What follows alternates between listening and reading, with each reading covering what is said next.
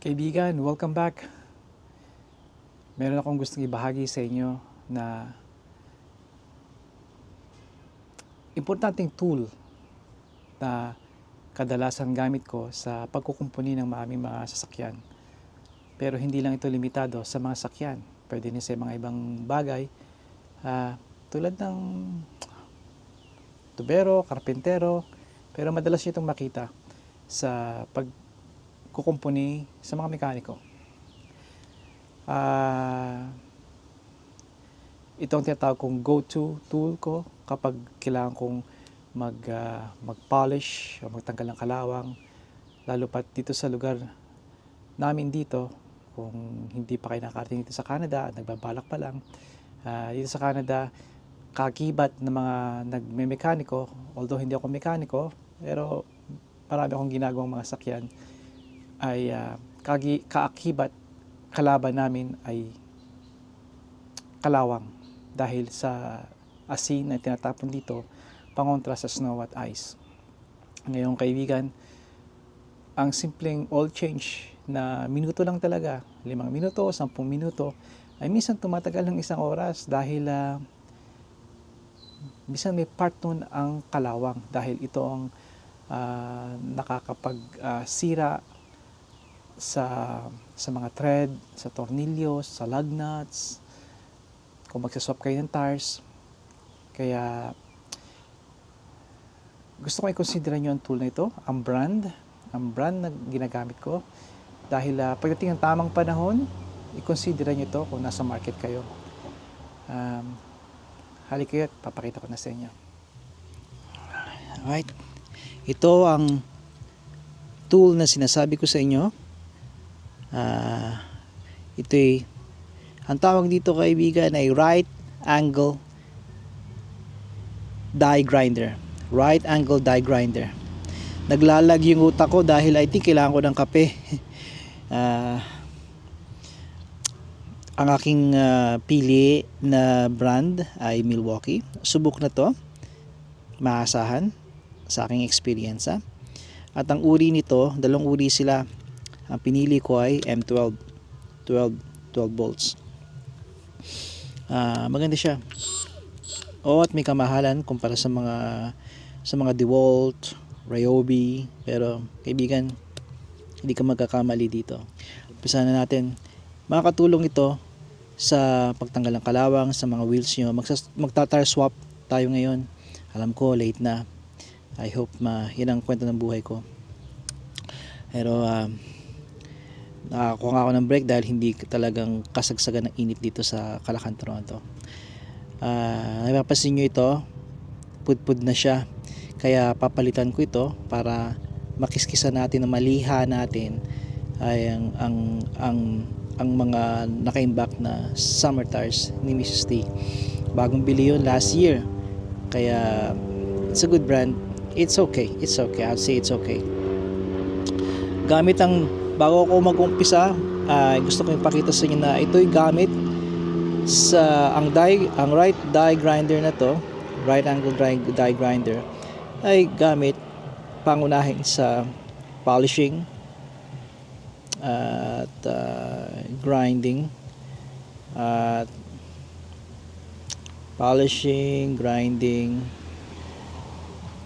at nag-slip sa akin yung isa. Alright, umpisa na natin. Tatanggalin lang natin to.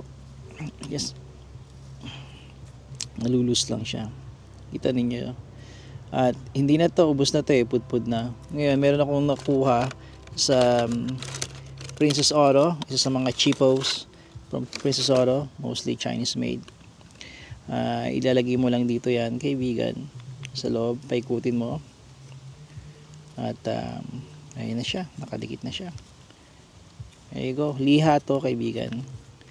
Pwede mo itong equip ng liha, steel brush, foam, ano man, pang polish, pang cut, pang grind. Alright. Umpisa natin, papakita ko sa inyo yung gulong. Ito yung gulong ni Mrs. T. Napapansin niyo may brownish dito sa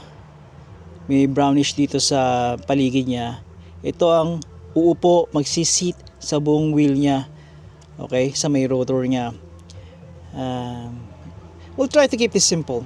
Ito'y nakalapat sa gulong yung umiikot at make sure na walang mga kalawang na yan, lalo pa kapag parating ang winter. It doesn't matter winter or summer, lalo pa nga kasi may corrosion ang mga asin sa winter. Pero kahit ngayon na summer, kailangan nyo malinis lagi ito. Papakita ko sa inyo dahil kalawang na to kapag itong nilagay ninyo at ilalagay nyo pa sa sasakyan, tumatakbo kayo, nakapalang kalawang at hindi maganda yung susunod na palitan ninyo ang gulong, mag-swap kayo from summer tires to winter tires, mahirapan kayo.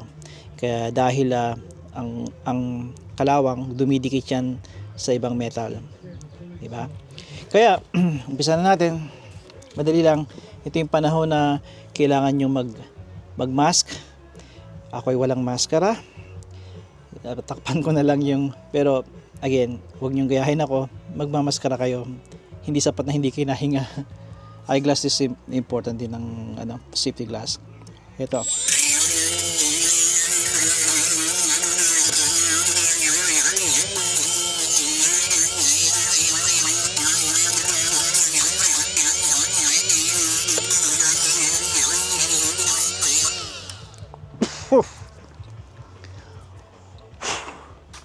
Lumayo muna ako ng ilang piye.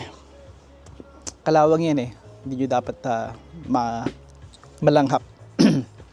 Yun daw ang dahilan kung bakit maiksi ang buhay ng mga mekaniko. Although hindi ako mekaniko, I'm doing mechanical stuff.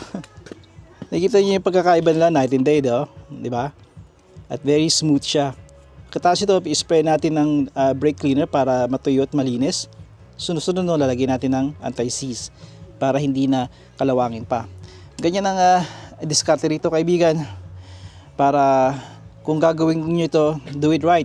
Take your time, research, panoorin yung video na to at manood pa kayo sa ibang mga professional. Marami dyan sa YouTube. At kalaunan, gumagawa rin kayo ng video at sinasabi nyo sa mga kababayan natin kung paano ang tama na pag-swap ng mga tires o pag-maintain ng inyong mga tools, mga kotse, di ba? Alright, let's go.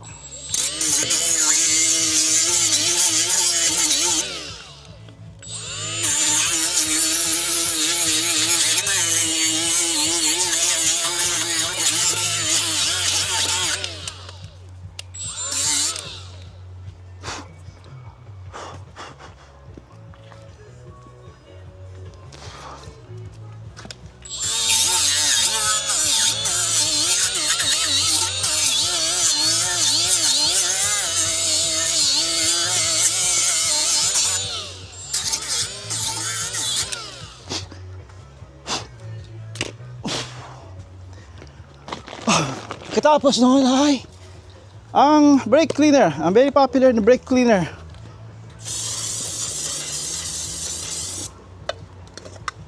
Maraming uri ito. Ito ang aking napili. Ito, kaibigan, ay makakamura kayo kung bundle lang bubilhin nyo. Bumibili ako nito kung 7 bucks to 12 bucks ito. Pag bumibili ako ng isang kahon, 12 ang laman, ay 40 bucks.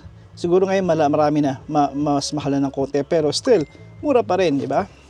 Kaya there you go. Siyempre, kailangan ay tutuyuin nyo na rin. Pero itong kaya popular dito sa mga mekaniko ang brake cleaner dahil madali siyang matunaw, matuyo. At kaibigan, tapos ito ay lalagyan natin ng anti-seize. Ito ang pili ko, maraming mga uri, even sa Amazon meron, pero I try to buy from our local shop dito, mga tindahan, mga Canadian Tire dito, marami nito. Even mga local shops, samantalahin nyo bumili kayo ron. Minsan nakakakuha kayo ng magandang deal doon. Hey, I buy a dozen, a whole box of hindi pala to, yung mga, halimbawa nga, yung brake cleaner, they'll give you a good deal. Sa US, mga Advance Auto, Ang ginagawa ko ay, kita nyo to, wag yung lalagyan yung butas dito dahil dyan napunta yung, well, pwede mo lagyan yan pero I won't yung bolts ang nilalagay ko. Yeah, kaibigan, sa tingin nyo ba didikit pa dyan ang kalawang? Hindi na, flat yan, maganda. Kaya pagtanggal nyo, pag swap nyo ng tires, nope. Mga chemical yung kamay ko. Madaling tanggalin. Yun ang isa sa mga dahilan kung bakit efficient ang mga nagdi-DIY dito. Katulad ko, dahil may sistema tayo sa umpisa pa lang, tama ng ginagawa ninyo. Kung ito'y kalawang at naging tamad ako, ilalagay ko na lamang. Magbabayad ako nito dahil sigurado sa fall, sinisipa ko to, minamasok ko ang tire na to para lang matanggal ito dahil nag-bind na siya sa rotor, sa sasakyan. At yun ang hindi nyo gusto. Alright, doon tumatagal ang trabaho. Okay, a little bonus video para sa inyo. Bala kong gumawa ng separate video, pagtatanggal ng gulong, kahit isa lang, in detailed.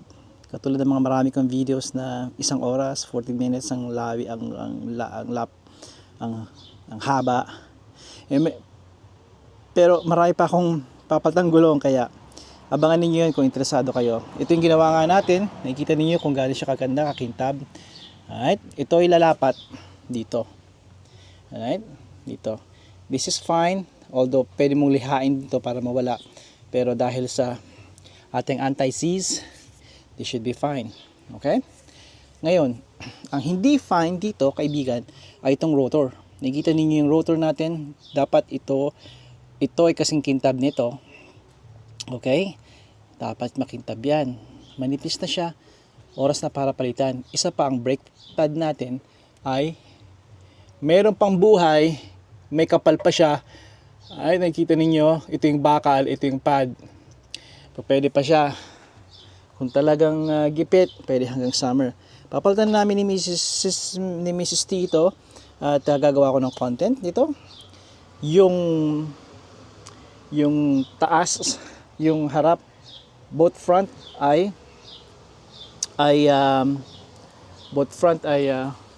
all good. It's running. Cool. Always a good sign when it works after you take something. I was a little worried because that's just a little longer now, right? You might not fit the. No, it's perfect. I still had to put an extension. Cool. Right. I appreciate You it. can keep it, man. No. You can keep it. I got it work. You I'll sure? Just bring home. Yeah, this was the only one I could find. Well, you know Plus, I'm what? going to glue it. It's going to dry overnight. I'm doing a little bit of. This is my little hobby now. Yeah. I've been doing awesome. it. You know, my audience all Filipinos. Yeah. So. I Hey. hope you get a big following. Yeah. Wouldn't that be nice? That would be nice. Alright, take care, man. Take care. Thank you. Si Joe yun, kaibigan ko. Kapitbahay din. May kwento rin ako sa inyo yun tungkol sa kanya. Hiniram niya itong spark plug na to. Itong particular na hinahanap niya, 5/8, dahil meron siyang goma sa loob. Sensitibo yata yung spark plug. Kaya articulating to, ilalagay mo dito yung socket at yung inyong ratchet at pwede yung maanggulo ng different angles. Ang purpose nito ay minsan kung diretso lang yan, ang crank ninyo, ang paghihipit nyo at pagtatanggal ay isang direction lang, di ba? Nandito, ito lang ang direction niya. Ganyan. So andito yung inyong ratchet nakakabit, di ba? Ganyan lang. Taas, baba, tagiliran. Dahil nagsiswivel to, it articulates. Pwedeng nakaganyan. At the same time, pwede nyong different angle na lulusin nyo, na nahihigpitan ninyo. Kaya maganda rin to. Ang draw lang nito, ang maaaring maging problema lang kung medyo ang ibang makina, ang hood ay makapal, ay masikip. This might not fit your ratchet. Maaaring yung ito lang ang room mo, di ba? Dahil may extension itong articulating, ay maaaring dito nyo lalagay yung ratchet, maaaring wala na kayong room. Hope that makes sense. Saan na tayo dito? Pwede nang palitan to, dew na ito. Ito na mga itsura ng dew pads, kailangan na palitan. Dew rotors, kailangan na rin palitan to. Bari pa ba itong i-push ng mga ilang kilometro? Yeah, pwede pa, lalo pat sa city driving. Pwede pa ito. Pero definitely ngayong year na ito kailangan palitan. Lalo pat araw-araw kayo lalo pat kayo high speed, di ba? Yan ay maging isang proyekto natin sa maraming ating proyekto. Maganda pa siya ang ating let me get my trusted. Alam niyo naman itong aking pocket. I gotta get these pants, man. Maganda to, pants na to. Pag-usapan din natin yan. Look. Alright, nakikita ninyo yung mga kalawang na yan. That's nothing, brother, sister. Ayan, that's nothing. Alagaan nyo lang yan, spray ninyo. Even the muffler, the pipes, the exhaust pipes. Yan. Ang napapansin ko din sa ating maliit na komunidad ng mga Pilipino kapag nakakita ng kalawang katapusan na ng mundo. Ibigan, nandito tayo sa east part kung saan may snow, north part ng bansa kung saan may snow at kung dito kayo sa city, mayroong mga corrosion yan nangyayari dahil sa mga tinatapon nilang chemical, pantunaw ng snow and ice. Kaya, normal lang yan. Pero, solido. Solido siya. Alright? Kaya, alagaan nyo lang. Alright? Yun lang aking munting mensahe sa inyo. At,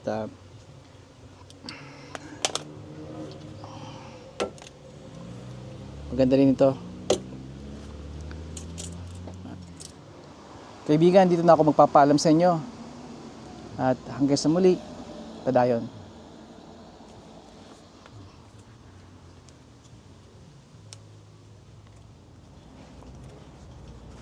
Maikling pahabol, kaibigan. Akala ko tapos na tayo sa video, no? Sa pagsusuri ko ng video na inihahanda ko ng ilagay dito sa YouTube, napuna ko na may kakulangan sa sinabi ko. Masyado kong binanggit itong angle grinder na ito na talagang napakaganda. At sabi ko nga, naulit ko, nakala ko sapat na yung sinabi ko na sa tamang panahon ito ang i-consider ninyo. Na umaasa ako na kukonsidera nyo dahil maganda ang aking experience nito at naniniwala ko na ganun din sa inyo. Kamahal nga ng konti, tulad na sabi ko, pero I think sulit ang bawat sentimo ninyo. Ngayon, kaya ako may pahabol na video ito dahil nalimutan ko, nabigo ako, na hindi ko nabanggit sa inyo ang dalawang alternatibo na kasing epektibo din nito. Maaaring konti lang ang bayaran ninyo sa napakaliit na halaga. O minsan, kung suswertehin, meron dyan na nasa inyong mga paligid ng inyong kabahayan, silid, minsan libre, galing bigay ng kamag-anak, kaibigan. Ito yon. Una ay ang steel brush. Ito ay steel brush. Nakikita ninyo, marami nang pinagdaan ng giyera. Marami na itong nakitang mga laban. At marami na itong sinalihang laban din sa paglilis ng battery, katawan ng sakyan, even wheels or mags, yung likod nun. Napakarami pang bahagi ng mga sakyan. Napakamura lang ito kung consider ninyo. Iba-ibang uri sila. I advise na kumuha kayo ng medyo manipis para may lagay sa madali yung maisuot sa maliliit na bagay. Meron din parang yung sipilyo, panghiso o toothbrush na tipo. Maganda rin yun. Mura lang ito. At ito ay makikita nyo ito sa Crappy Tire, Canadian Tire. Ito ay ang gawa nito ay Mastercraft. It's napakatagal ng panahon nung ito ay aking nabili. At siguro magsa-10 taon na, kaibigan, dahil nag-umpisa ako na gumawa ng account ng bata pa ang Instagram. Puro classic cars at muscle cars ang aking Pag may nakita ko sa kalsada, sa showroom, saan man, kinukuhaan ko to ng litrato at ina-upload ko sa aking Instagram. At kasama nun ay yung paglilinis ko, pag-aayos ko, pagkukumpuni ko ng mga sakyan, pag-maintain na. At ito, nagsabi sa akin ng kaibigan ko na bumili nito. At nagustuhan ko. Sa katunayan, sa dami nila hindi ko naubos. Marami siyang mga liha, kaibigan. Mula 40 course hanggang 220 yung fine. Ito sila. Ang course nito o grade ay 40 at ito naman ay 220. Ito yung diferensya. Unang trabaho, pang finale. At makakatipid kayong mabuti kung katulad ko kayo na nag-DIY, makakatulong to sa inyo. Nung unang panahon, binili ko nito ay wala pang 20 dolyar. Kung hindi ako nagkakamali. Hindi ko na alam ngayon. Maring over 20 bucks, pero ang nagre-register sa utak ko ay under 20 bucks. Pero again, huwag niyo ako i-quote sa presyo na yon. Ano man, I'm sure sa halagang ngayon, kahit 30 dolyar, makamura pa rin kayo dito. Yun ang kaibigan, at sadyang mahaba na ito. Marami pa ako mga video na gagawin. Sa katunayan, pupunta ako ngayon doon at papalit muli ako, magsaswap muli ako ng ating goma, ng tires. Panibagong video yon, sana isubaybayan ninyo. At hindi ko alam kung isang oras yung mahigit or maybe 20 minutes. Depende sa mangyayari. Kaibigan, hanggang sa muli. Padayon.